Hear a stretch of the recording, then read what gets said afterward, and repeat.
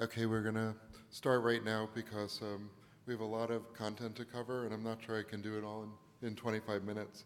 So I'm Mike Schwartz. I'm the founder and CEO of Gluu, and I wanted to give this talk today because what I've noticed is that so we spend a lot of time developing the Gluu server and making sure it's secure, and we're in a situation sometimes where the client doesn't spend quite as much time working on the security of their software, and you get this kind of situation where if the client isn't just as secure as the server, what you get is not really that secure. So we have a lot of jargon and a lot of equivalent words in our industry. So for this talk, I'm going to use user, browser, client, and OP. But keep in mind that there's other jargony words. Last year, Nat Sakamura from OpenID Foundation put this slide up, and I really liked it because it makes a very interesting point about how OpenID Connect can satisfy different security levels.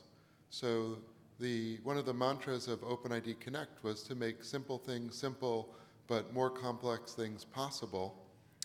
So, and also keep in mind that OpenID Connect is built on OAuth 2.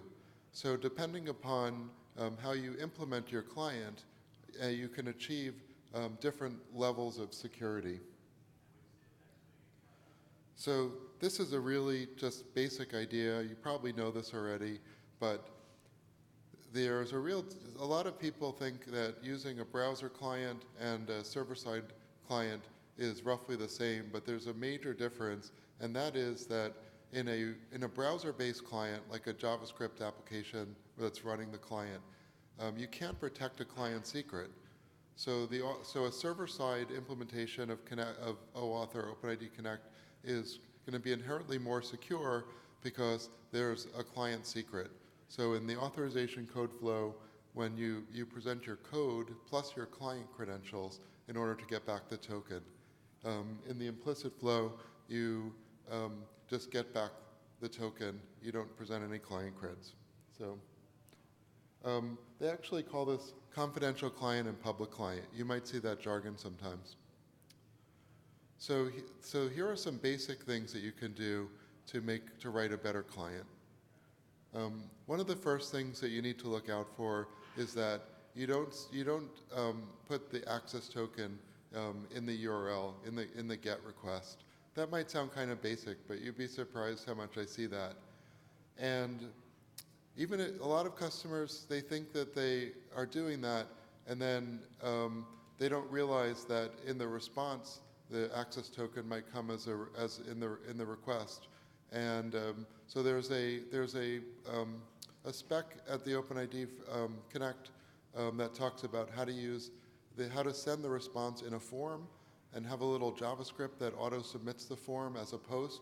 And that way, the access token never shows up in the URL. If you don't do this, then the access token might actually show up in the browser history. So something running in the browser might be able to get it. So take a look at the form post response. SAML uses the same trick, by the way. Another area that you might think about is client credentials. So I mentioned in the code flow, when you present the code at the token endpoint, the client authenticates, basically. And there's different ways that the client can do that. The client can use basic authentication, which is not really encrypted. It's just base64 encoded in the authorization header. The client can send it as a post. And then there's an option for client secret JWT, which is a little more secure, but keep in mind that it uses symmetric encryption.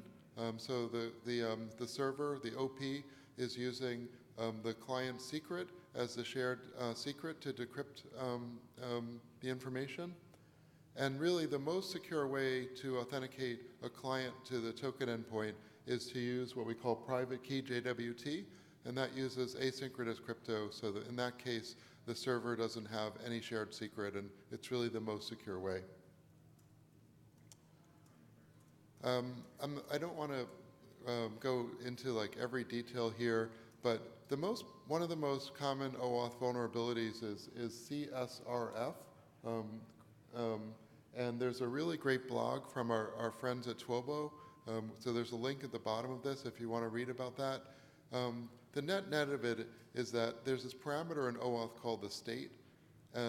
When you send a request, that state parameter should be different for each authentication request. And when you get back a response, you should make sure that that state value that you sent is the one that you get back. And this mitigates that vulnerability.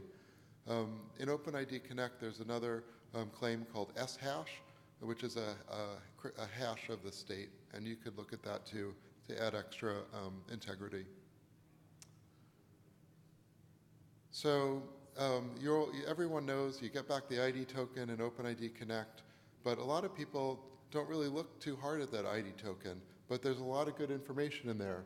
So sort of if you want to do a minimal amount of checking on the ID token, look at the issuer and make sure that that issuer is the one that you're expecting, so the OP that you authenticated against should be the issuer. You should look at the audience. You should make sure that the token that was issued was actually for you, the client, and not for somebody else. The nonce is sort of like the state. It's a string that you're going to send to the server, and it allows you to correlate this ID token to your actual request.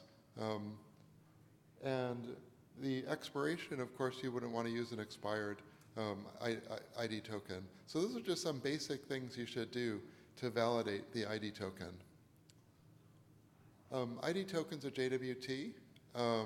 So that if you're not familiar with JWT, there's three parts. There's the signature algorithm, the payload, and the signature. So we think it's a really good practice to actually validate the signature of the JWT. If you're using symmetric encryption, again, that's your client secret that you'd use to decrypt it, or asymmetric encryption, you'd grab the public keys from the OP's JWKS endpoint. The ID token can have some more information, which you might want to look at. When was it issued? IAT, issued at. Does that meet your requirements? Auth time. When did the subject actually authenticate? You might have noticed that maybe Google doesn't authenticate you very often. Maybe they did it like 5 months ago. Maybe that's not good enough for you. So auth time lets you make some policy based on that. At hash is it's a hash of the access token. If for some reason you get back a different access token somehow, that would be bad because you might be actually accessing an account that's not yours. It would be a big problem. So you might want to make sure that that access token that got returned is actually the right one. And I mentioned the shash before. That's the hash of the state, which gives you some more integrity about Csrf. And let's say let's say the person authenticated 5 months ago. You want to re-authenticate them. You can resend an authentication request with the prompt equals login to force re-authentication. OpenID Connect has some implementers drafts which you can look at if you're a client developer, which reiterate a lot of this stuff that I'm telling you. So now here's some more advanced topics, and I'll go fast. So in OpenID Connect, we go back to that first diagram, remember there's the implicit flow, the code flow, and the hybrid flow. Hybrid flow means that we're going to get back the code and an ID token at the same time. And that's going to enable us to check that the code is actually the code that was returned by the OP. If somehow an attacker could give me a different code, that would also be really bad. I might be doing something for the hacker, not for me. So hybrid flow adds integrity on that code, and it does add a bit of security. It prevents a couple of attacks. There's also a provision for, you can ask for, in the response type, code, ID token, token. And if anybody can give me a use case for that, please let me know after the talk. I haven't thought of one. The request object or request URI. So the client sends this request, and there are some ways to make that request more secure. If that request is a JWT that's signed, or if that request is actually stored on the server side, it becomes harder to tamper with. So request objects or storing the request on the server and specifying a URI helps you lock down the request. A lot of people, when I show them OpenID Connect, they mess with the parameters and show how you can get different ACR values. So it really, locking down the request really is a good thing. If your client supports multiple OPs, use a different redirect URI for each OP. Now, encryption is not required. Remember, signing is, gives you integrity. Encryption gives you privacy. So you can encrypt the ID token, the user info response, and your request object if you want to, additionally protect more information. One thing to keep in mind is that if your ID token's encrypted, you can't pass it to a backend API because that backend API wouldn't have either the client secret or the private key to decrypt it. So if you're passing the ID token or JWT, then you can't use encryption. PKCE is a mechanism to add an extra challenge response while you're obtaining an authorization code, and it mitigates some attacks. It's an OAuth 2 RFC, and it adds extra security, especially for mobile apps and JavaScript apps.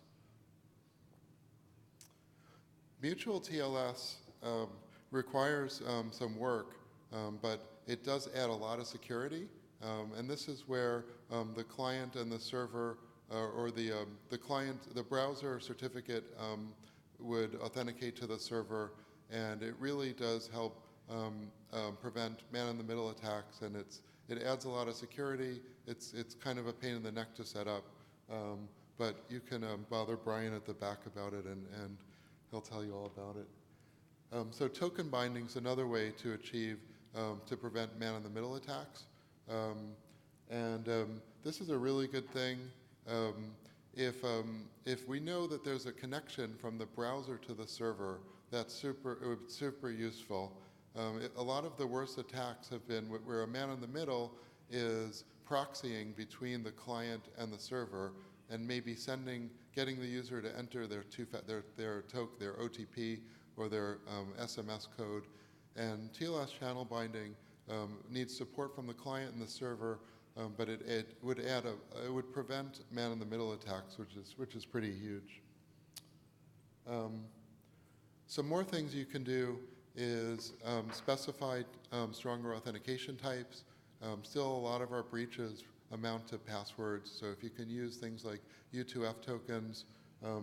U2F tokens actually, because they are used by a plugin in the browser, actually also mitigate man-in-the-middle attacks. And you can use ACR values to signal to the OP that you want to use this better type of authentication.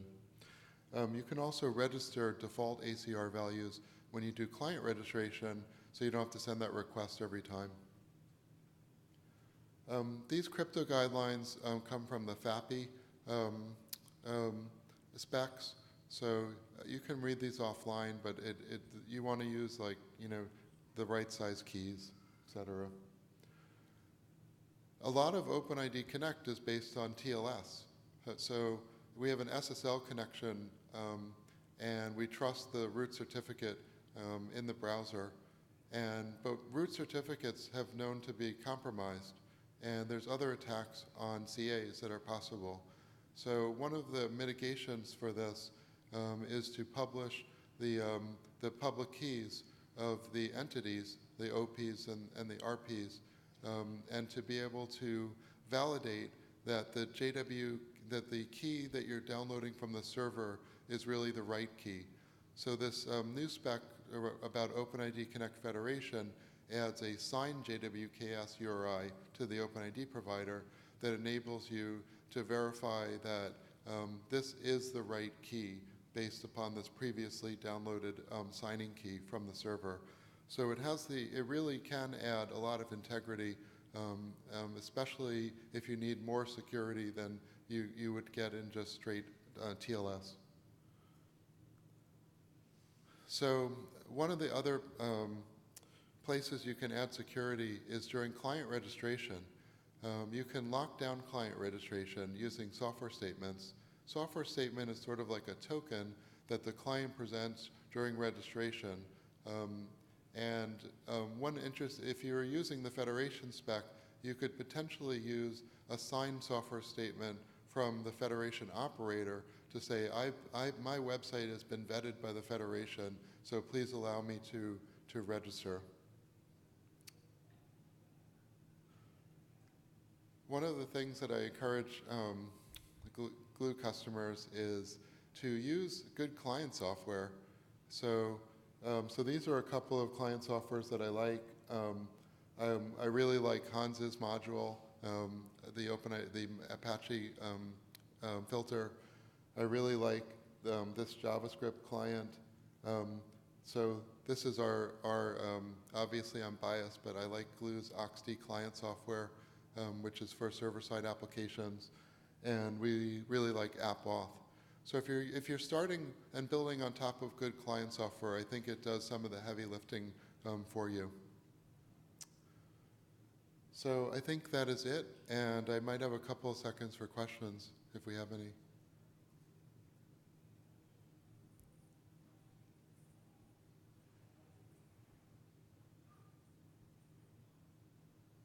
Nope. I'm going to give you all back a couple of minutes. Okay, thanks everyone.